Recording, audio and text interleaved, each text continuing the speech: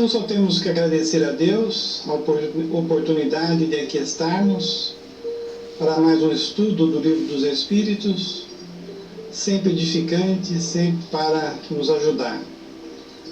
Para tanto que os bons Espíritos estejam conosco em todas as casas que estão participando, e assim tenhamos um estudo agradável e de muita utilidade para todos nós. Que assim seja.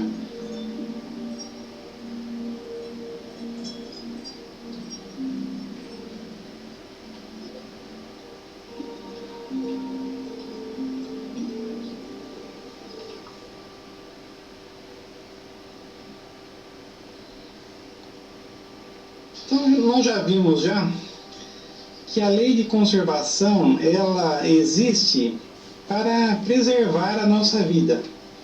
É lógico, como nós precisamos viver, pois que a encarnação é a oportunidade de desenvolvimento do nosso espírito, Deus tem que criar leis para que a gente fique vivo, né? Então a lei de conservação, ela garante que nós não vamos morrer.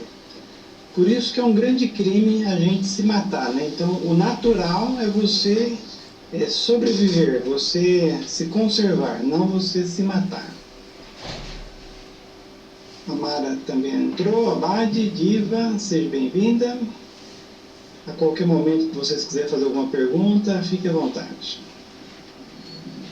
Então, nós paramos no meio aí da pergunta, né? Nós tínhamos visto a pergunta 707, que seria: os meios de subsistência faltam frequentemente a certos indivíduos, mesmo em meio da abundância que os cerca. A que se deve ligar esse fato? Então, tem pessoas que estão em lugares civilizados e ela teria as possibilidades de sobreviver, mas mesmo assim lhe falta o necessário. Então, os espíritos aqui estão falando o porquê que na civilização que nós vivemos ainda existem esses problemas, né? Pessoa até morrendo de fome aí numa cidade grande.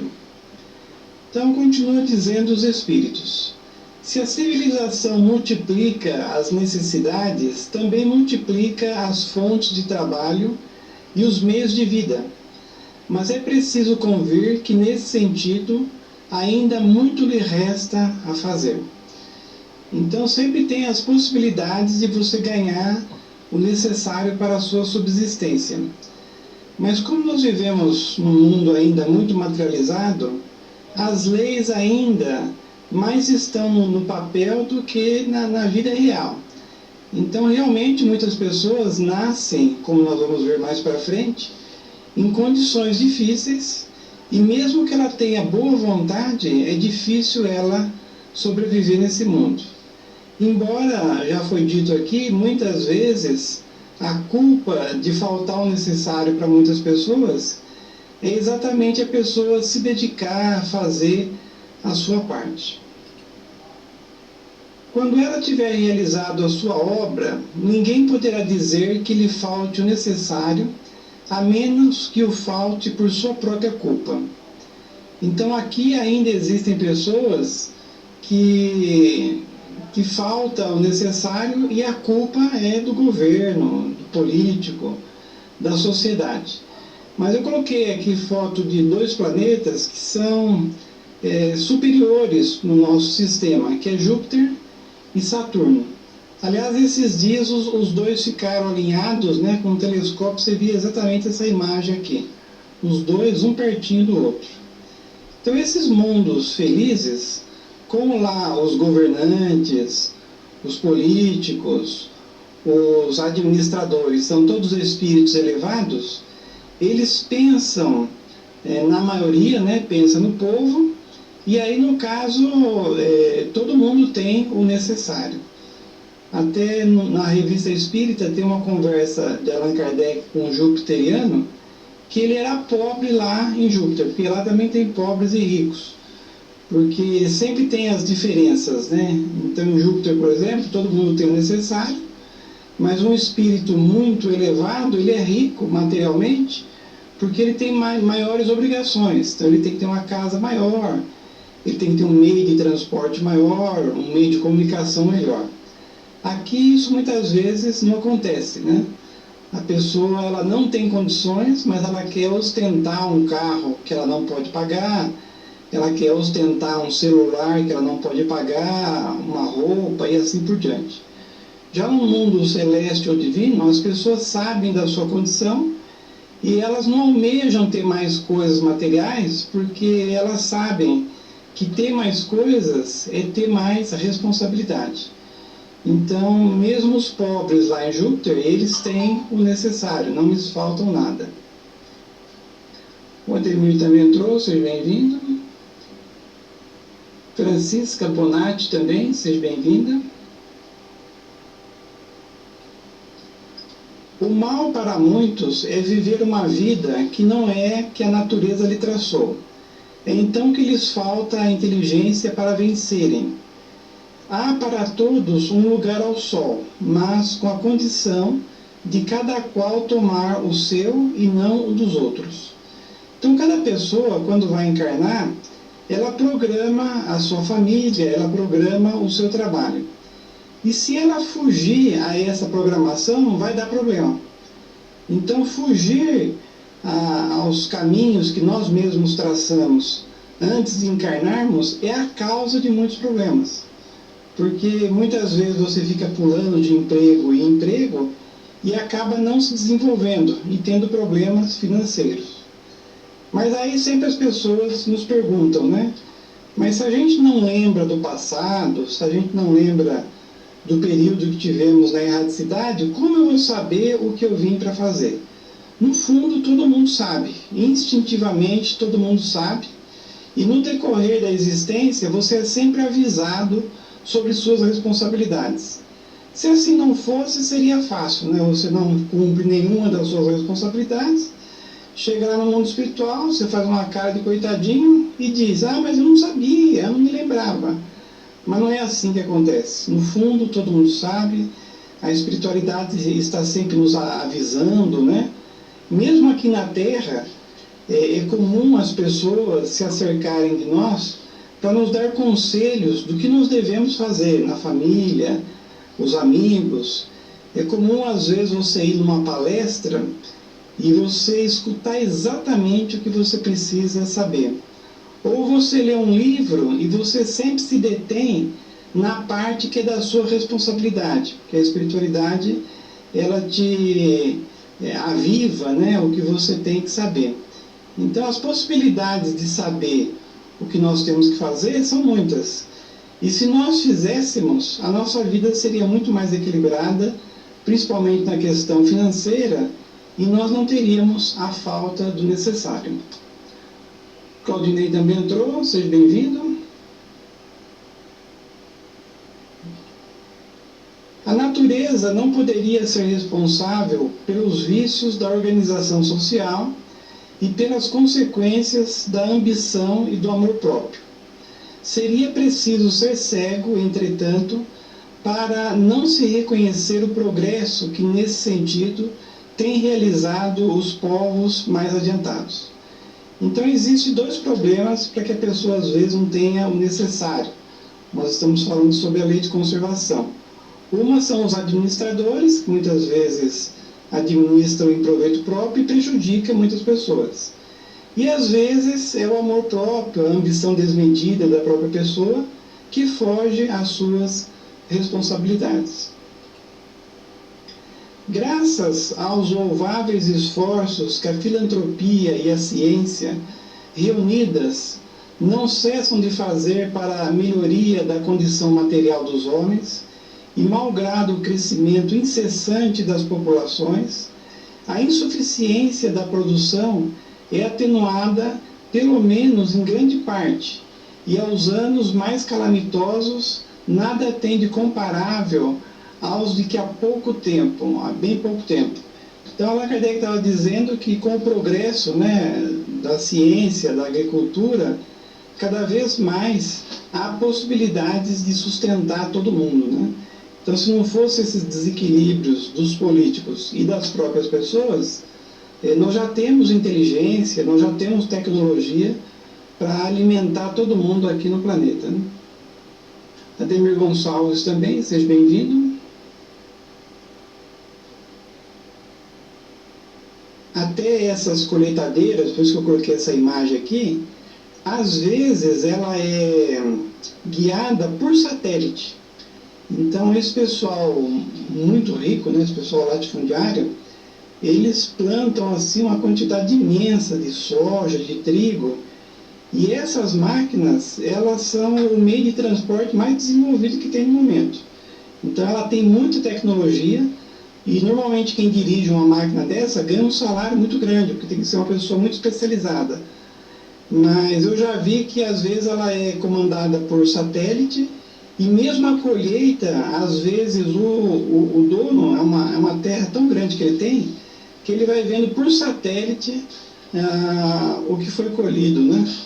Então a tecnologia para alimentar todo mundo nós temos. O que precisa é as pessoas terem juízo e os governantes fazer a sua parte. A higiene pública, esse elemento tão essencial da energia e da saúde, desconhecido por nossos países, é objeto de uma solicitude esclarecida. O infortúnio e o sofrimento encontram lugares de refúgio por toda parte. A ciência é posta em ação, contribuindo para o acréscimo do bem-estar. Então, Allan Kardec, né, na época dele, já tinha o conhecimento que a doença vinha da falta de higiene. Então ele via, né, ele estava em Paris. Paris, na época de Allan Kardec, era a cidade mais culta, mais desenvolvida do planeta. Então lá tinha uma higiene muito grande. Mas eu coloquei uma imagem aqui do Brasil atual. Ainda em muitos centros populosos não tem saneamento básico, né? Não tem ainda toda essa higiene, né? Então precisa ainda muito que desenvolver, né? Não por falta de dinheiro, é por falta de administração mesmo. Pode-se dizer que atingimos a perfeição? Certamente que não. Mas o que já se fez dá-nos a medida do que pode ser feito com perseverança, se o homem for bastante sensato para procurar a sua felicidade nas coisas positivas e sérias, e não nas utopias que o fazem recuar em vez de avançar. Então, como nós já temos muita inteligência, já seria possível, né? Já estamos há 150 anos dessas palavras de Kardec, nós cuidarmos de toda a nossa população. Essa foto que eu coloquei aqui é um projeto de uma cidade muito bem organizada no México, no meio da floresta. Então, quer dizer, totalmente arborizada, né? Aliás, de todos os lados, mas com água, com equilíbrio muito grande. Mas é uma coisa que está no papel. Uma coisa que já está sendo feita é uma cidade pelo Google. O Google, nos Estados Unidos, não sei se são várias cidades ao mesmo tempo, eles estão fazendo a cidade do futuro. Então, totalmente com muita tecnologia, com muita higiene, né? Só que uma casa nessa cidade do Google é um absurdo de caro, mas já estão acontecendo esses projetos aí muito equilibrados, onde não vai ter mendigo, não vai ter ninguém passando necessidade. Até o porquê de que nós não conseguimos fazer tudo isso, eu coloco aqui no próximo slide. Esse porta-aviões, ele é novinho, é o maior porta-aviões que tem no mundo. Ele foi entregue na administração do Trump, né? Vocês sabem quanto que custou esse porta-aviões? Ele chama Gerald Ford. Então ele custou 13 bilhões de dólares. Fora os aviões, né? Cada aviãozinho deve custar milhões de dólares. Então, quer dizer, se não tivesse necessidade das nações se protegerem uma das outras, né? Esse investimento em armamento bélico, e todo esse dinheiro fosse gasto em infraestrutura das cidades, em higiene, em educação e saúde, nós não teríamos mais ninguém passando necessidade no planeta. Mas como o dinheiro ainda é administrado, às vezes, mais por causa das guerras, né, do que pelo bem geral de todo mundo, ainda nós estamos a caminho desse mundo bem equilibrado, né? A 708, até coloquei uma foto aqui para contrastar com o porta-avião de 13 bilhões de dólares. Imagina quantas casas não daria para construir com um porta-aviões daquele. A pergunta 708. Não há situações em que os meios de subsistência não dependem absolutamente da vontade do homem e a privação do necessário, até o mais imperioso, é uma consequência das circunstâncias? Então, será que às vezes a pessoa encarna numa situação, de uma certa maneira, a vida lhe dando um checkmate, que não dá para ela sair dessa condição? Existem situações que a pessoa nasce numa pobreza infinita e morre numa pobreza infinita. Eu até coloquei uma foto aqui da Índia. Eu até estou assistindo uma minissérie indiana, né? Como é que é o nome da minissérie? É para arrumar uma pessoa para casar, porque lá eles... acho que é o parceiro ideal, um negócio assim. Mas é sobre a Índia, porque lá eles... Os pais escolhem, né? Essa minissérie é sobre o ano de 1951. Então hoje não sei como é que está. Mas aí, em 1851, lá tem bem claro esse negócio das castas, né? A pessoa nasce numa condição e ela não pode progredir para outra. E aí eu fiquei horrorizado com isso e fui ver se hoje está assim. Está assim até hoje, né? Até hoje tem o apartheid das castas, né? Então a pessoa que nasce em determinada casta, ela fica ali até desencarnar. Aí o Espírito diz, é uma prova frequentemente cruel que o homem deve sofrer e a qual sabia que seria exposto. Então você encarnar numa condição de pobreza extrema, que você vai passar necessidade, e a vida toda é uma expiação que o Espírito pediu. Seu mérito está na submissão à vontade de Deus, se a sua inteligência não lhe fornecer algum meio de sair da dificuldade.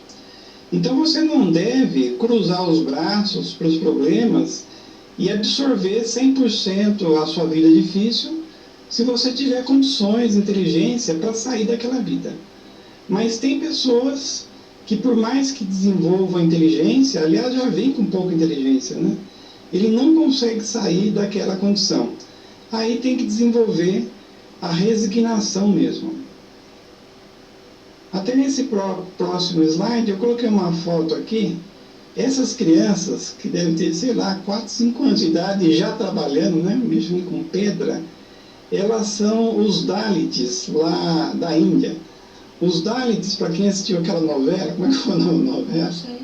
Eu falei disso, meu menino falou, os Dalits, né? Eu falei, mas você lembra? Eu não lembrava. Então, os Dalits, eles fazem o trabalho de mexer com os mortos lá, os piores trabalhos que tem, mexer com esgoto, é tudo Dalit, né? E como eles mexem com coisa ruim, né? Coisa que não tem bom cheiro, por exemplo, serviço de lixeiro, serviço de esgoto, enterrar os mortos, eles são considerados os intocáveis. Então há uma discriminação muito grande por essa casta e as pessoas nem tocam no Dalit, porque seria uma pessoa muito inferior. Então você vê essas crianças que elas são até felizes, né? Ó, tem um felizinho aqui. Mal ele sabe o que ele vai enfrentar na vida. Então ele nasceu, né? Pequenininho, já está mexendo com pedra, vai ser discriminado a vida toda, nunca vai poder progredir uma casta, mas está tudo certo. E aí a pergunta, como que Deus permite a pessoa encarnar numa situação dessa, né? Normalmente, esses espíritos, eles foram o inverso em outra existência. Então foram poderosos, foram ricos, abusaram, né, do seu poder, e aí encarnam numa condição dessa, né? Até a Mara falou, ai que dó. Realmente. Até sempre que eu vejo esses espíritos resgatando isso, eu penso quando a gente critica os políticos. Então a gente não deveria criticar tantos políticos, exatamente porque o futuro deles é esse. Então você não precisa se preocupar em fazer justiça e ficar com raiva quando a pessoa está fazendo muita coisa errada. Quer dizer, naturalmente a consequência vai vir na outra vida. E até muitas vezes a gente tem dó dessas criaturas, mas não faz nada também. Então, a nossa situação consciente seria fazer o quê? Ajudar esses espíritos ao máximo. Então, se você puder ajudar pessoas pobres, pessoas sem possibilidades, em Jundiaí mesmo tem muita gente passando fome. Até domingo que vem a gente vai fazer um trabalho de levar comida. Vamos fazer quantas? 200? 150. 150 cachorro quente vamos fazer para moradores de rua. Até aproveitando aqui fazer uma propaganda, nós não pegamos ajuda de dinheiro com ninguém ainda. Se alguém puder doar alguma coisa, nós vamos ajudar as pessoas que estão passando fome na rua. Então, quer dizer, às vezes a gente tem dó, mas não faz nada. Então, a gente deve fazer o que pode para ajudar essas pessoas. E quando elas estiverem errando, que é o caso dos políticos, os empresários corruptos, não tenha raiva deles, porque naturalmente eles vão sofrer as consequências em outra existência. Aí ela falou a compaixão. A compaixão é diferente da dó, né? A gente fala, ai que dó, né? Eu falo também, ai que dó. Mas a compaixão, eu acho que ela está ligada mais à ação, né? Veja no dicionário, alguém veja no dicionário aí, o que é compaixão? Dó a gente sabe que é uma coisa às vezes negativa, mas se compaixão tem um aspecto aí da ação também. Se a morte deve atingi-lo, né, uma pessoa que vem com necessidade muito grande, ele deverá submeter-se sem murmurar, pensando que a hora da verdadeira liberdade chegou e que o desespero do momento final pode fazê-lo perder o fruto de sua resignação. Então, quando você vem numa situação dessa, que você não consegue fugir, você tem que se resignar até o seu desencarne. E mesmo quando vir o desencarne, você deve agradecer a Deus, porque aí você está liberto, né? Escrevi aí compaixão, que é sentimento piedoso de simpatia para com a tragédia pessoal do outro. Simpatia é você se colocar no lugar da pessoa, né? Acompanhado do desejo de minorá-la, participação espiritual na infelicidade alheia que suscita um impulso altruísta de ternura para com o sofredor. Então, a gente tem que ter essa compaixão tanto para quando a pessoa está espiando, quando a pessoa estiver errando também. Uma outra pergunta sobre lei de conservação. Aqueles que em situações críticas se viram obrigados a sacrificar os semelhantes para matar a fome, cometeram com isso um crime? Se houve crime, é ele atenuado pela necessidade de viver que o instinto de conservação lhe dá? Então, quer dizer, a situação que o Espírito coloca é que você mata outra pessoa para comer ela e você não morrer. Então ele pergunta se isso está certo. Esse caso que eu coloquei aqui é o avião que caiu nos Andes lá, né? Até tem um filme de sobreviventes dos Andes, em 1972. E aí o pessoal comeu carne humana, mas no caso aqui do pessoal que já tinha morrido. Ainda mais que eram os Andes, era a grande geladeira, né? A pessoa morria e ficava lá na geladeira. Aí nesse caso eu acho que não tem problema, né? Até os nossos advogados, aí o Claudinei, eu acho que aí não é crime você comer a carne de uma outra pessoa, se ela já estiver morta e você estiver passando necessidade. Teve vários casos que aconteceu isso, né? Há pouco tempo eu li um livro, um filme também, de um pessoal que ficou náufrago no mar, e aí quando o pessoal começou a morrer, então aí o pessoal comia quem morreu. Então acho que aí não é crime. Mas você matar a pessoa para comê-la, aí é crime, como vai dizer o Espírito aqui. Já respondi ao dizer que há mais mérito em sofrer todas as provas da vida com abnegação e coragem. Há homicídio e crime de lesa natureza, que deve ser duplamente punido. Então você não pode matar ninguém para comer, né? Até eu estava lendo sobre canibalismo, né, na internet, e em 2012 tem um caso de um casal que foi preso por canibalismo. Eles matavam as pessoas e faziam coxinha e empadinha para vender há pouco tempo. Pelo jeito no Brasil, amor, dá falando em português. E aí ela tinha neta, tudo. Ela falou, vocês davam carne também para neta? Ela dava, ela comia, porque ela não sabia de que era, né?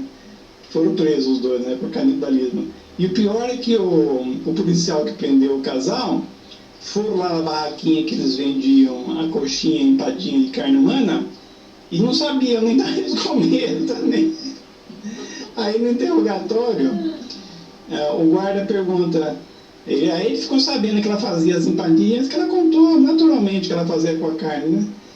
Aí o guarda perguntou, mas então aquelas coxinhas que nós comemos era de carne humana? Ah, era também, então o senhor também é canibal, porque o senhor comeu aquela coxinha e falou que estava boa ainda. Então tem canibal até hoje. Fez um comentário. O planeta tem 7,8 bilhões de seres humanos. A metade dormem com fome todos os dias. Eu li numa revista científica, consultório de um médico, a fome é a pior doença. Exatamente. Pensou? E é um mundo de provas e expiações, né? Então, como a maioria das pessoas, quando tem a prova da riqueza, da beleza, usam mal, eles fazem no futuro essas consequências desagradáveis, né?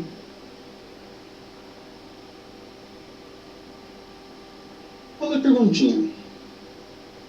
Nos mundos onde a organização é mais apurada, os seres vivos têm necessidade de alimentação? Até eu coloquei uma foto aqui de um planeta com 3 estrelas. O nosso aqui só tem uma, que é o Sol, né? Mas tem vários planetas e a maioria na galáxia, eles têm várias estrelas, né? Então imagina você viver num mundo que não tem noite, porque morre uma estrela, nasce outra, e normalmente as estrelas são de várias cores. Se a gente com uma estrela só amarela, que é o Sol, já tem um fenômeno fantástico, né, de entardecer, de amanhecer, imagina um planeta que tem 2 estrelas de cor diferente. E aí lá é tudo mais elevado, e no caso da alimentação, é lógico que é mais sutil, né? Até porque o corpo espiritual, o corpo material que eles têm lá, é muito mais leve do que o nosso. Júpiter, por exemplo, diz que o corpo material das pessoas encarnadas em Júpiter é menos denso do que o nosso perispírito. Então, realmente, lá o pessoal deve viver só de luz, né? O mesmo ocorre no plano espiritual. Então, quando você desencarna, você não tem mais o corpo material, tem um corpo espiritual, e aí as necessidades de alimentação são menores. Mas em nosso lar, por exemplo, tem pessoas que comem frutas, tomam caldo, sopa, tem uns que só vivem de água, e tem uns lá no Ministério da Elevação Divina, eles vivem só de luz. Então, quer dizer, também no plano espiritual tem graduações, né? Acho que o Claudinei falou sobre a lei, né? Em estado de necessidade, o crime é atenuado. Né? É uma coisa lógica. Então, você está morrendo de fome, morreu alguém do seu lado, então aí por necessidade é atenuado o crime. Que foi o caso lá dos Andes, né? Eu acho que ninguém foi preso, né?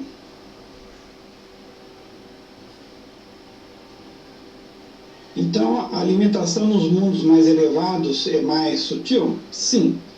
Mas os seus alimentos estão em relação com a sua natureza. Acho que a pergunta era se eles se alimentavam. Esses alimentos não seriam tão substanciais para os vossos estômagos grosseiros, da mesma maneira eles não poderiam digerir os vossos. Então, conforme o planeta, né, você tem uma alimentação diferente. A Priscila, hoje nós almoçamos em nosso lar. Tinha carne, peixe e frango. E você viu o André Luiz lá? Então, o Centro Espírita Nosso Lar aqui tem comida de animal, né? Interessante. Muito bem, vamos entrar aqui agora no outro assunto, gozos dos bens da terra, né? Então a terra ela tem muitas coisas a nos oferecer, não só a comida, né? Mas tudo vem da terra. Vamos falar uns 10 minutinhos aí sobre esse assunto. O uso dos bens da terra é um direito de todos os homens. Então a terra produz muitas coisas e você tem o direito de usar esses bens? Sim, sem abuso, lógico, né? Porque se você abusar, você entra na estatística que falou a Mara, né? Nos 3,5 bilhões que passam fome. Esse direito é a consequência da necessidade de viver. Deus não pode impor um dever sem conceder os meios de ser cumprido. Então você encarna dentro dos desígnios de Deus para se desenvolver. E como você tem um corpo material, a natureza vai lhe dar possibilidades para você conseguir os meios de subsistência. Porque seria contra as leis de Deus você estar encarnado e não ter condições de suprir a sua subsistência. Todos esses casos das pessoas que não conseguem suprir a sua necessidade é porque é a expiação do passado. Naturalmente, todo mundo teria condições. Nós aqui no estado de São Paulo, então acho que ninguém pode reclamar aqui, né? Todo mundo tem possibilidades aqui. Com que fim Deus fez atrativos os gozos dos bens materiais? Então, por que, por exemplo, tem prazer em comer? Para a gente comer. Só que é um problema, né? Como tem o prazer na comida, como tem o prazer no sexo, que também é uma lei, né? A lei de procriação. Não é de procriação que fala, reprodução, né? Então tem o prazer no sexo também. Então você tem que tomar cuidado para não cair nos excessos, para não deixar vir o vício, né? Para instigar o homem ao cumprimento da sua missão e também para o provar na tentação. Então você tem o prazer, né, para comer, no caso da alimentação, mas também você vai ter a possibilidade de ser provado, né, para ganhar o equilíbrio, a resignação. E qual o objetivo dessa tentação? Kardec já emenda aí, né? Desenvolver a razão que deve preservá-lo dos excessos. Se o homem não fosse instigado ao uso dos bens da terra, senão em vista da sua utilidade, sua indiferença poderia ter comprometido a harmonia do universo. Deus lhe deu o atrativo do prazer, que o solicita a realização dos desígnios da providência. Mas por meio desse mesmo atrativo, Deus quis prová-lo, também pela tentação que o arrasta ao abuso, do qual a sua razão deve livrá-lo. Até é interessante que no mundo animal, os animais eles comem o necessário e aí já para. Já o homem não. O homem ele pode continuar comendo mesmo que ele estiver satisfeito. E uma diferença também do homem e dos animais é que se o homem, por exemplo, em uma época ele comeu demais, ficou obeso, e aí a partir daí ele quiser comer menos do que o normal, o homem, por exemplo, né, ele tem que normalmente absorver 2.000 calorias por dia. Mas se ele quiser, ele pode consumir só 1.500, 1.000 calorias, e aí ele vai emagrecer. Os outros animais não conseguem fazer isso. Então, se você falar para o seu gato, para o seu cachorro, come menos, você está gordo, ele não vai comer. Você comer menos. Você colocou a comida ali, ele come. Até no caso, quando o seu cachorro tem que fazer regime, você muda a ração, mas ele vai sempre comer a mesma quantidade. Então, quando você chega no reino hominal, você tem essa questão aí da tentação para desenvolver a sua razão, para saber o que é certo, o que é errado, desenvolver o equilíbrio, desenvolver várias qualidades, né? E assim por diante. Vamos ver essa última aqui, porque senão a gente fica entrando muito no outro assunto e está sem figurinhas aqui, né? Da própria gente programa. Eu achei que não ia vir tão longe. Última pergunta, então. Os gozos têm limites traçados pela natureza? Então, será que o seu organismo, ele fala o momento que você tem que parar, ou você pode consumir as coisas indistintamente? Tem limites. O limite são as doenças, o mal-estar. Até uma vez eu assisti a Ana Maria Braga e tinha lá um nutricionista e ele falou o seguinte: quando você está comendo, o seu estômago, ele fala quando chega o momento que você tem que parar. Só que a gente desconsidera e continua comendo. Mas se você for ver o seu organismo, ele fala o limite. Ó, já deu, né?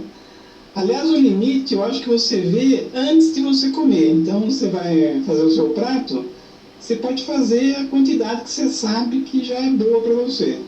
Mas às vezes você vai, repete, né? E aí cai nos excessos. Sim, para vos mostrar o termo do necessário, mas pelos vossos excessos chegais até o aborrecimento, e com isso vos punis a vós mesmos. Então a gente cai nos excessos, depois se arrepende, né? E dá problema, dá doenças, e aí a gente é o causador dos nossos problemas. Nós vamos parar nessa para o assunto não ficar muito grande, e vamos fazer as nossas vibrações. Agradecemos todos que estiveram conosco até agora, né? Coloquem a aguinha para frutificar, caso não tenham colocado ainda.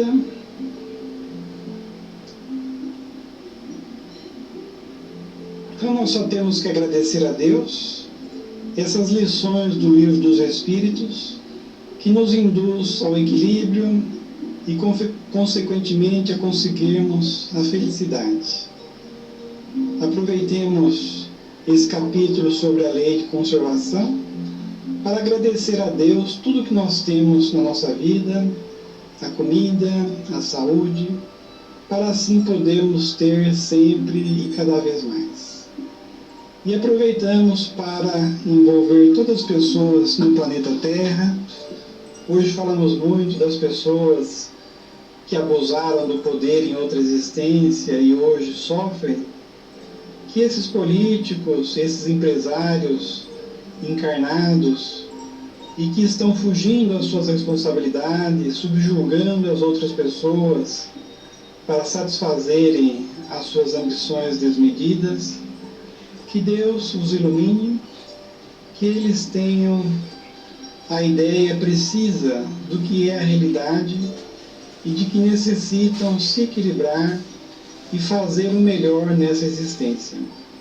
Os bens, os títulos que Deus os empresta poderão ser tirados a qualquer momento, e o reverso da medalha poderá lhes visitar em outra existência. E todos que estão sofrendo nessa existência, existem muitas pessoas, como foi comentado, passando fome, outras sem o teto, e que estão resgatando o passado culposo, que Deus lhes dê as forças necessárias para passarem por essas provas. E ao mesmo tempo a inteligência, que às vezes podem desenvolver e poderem trabalhar, ganhar melhor e fugirem do sofrimento que estão passando.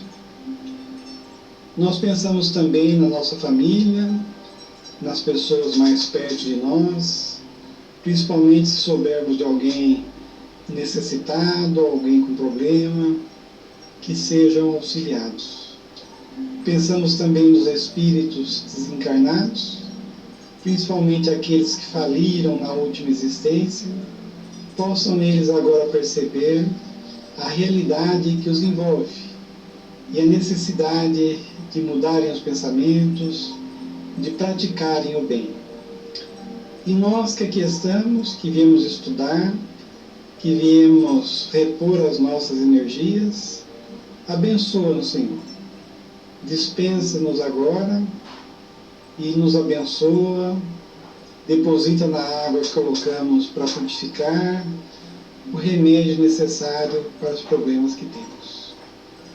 Agradecemos aos bons espíritos e em nome deles, em nome de Jesus, encerramos o nosso estudo. Que assim seja. Gente,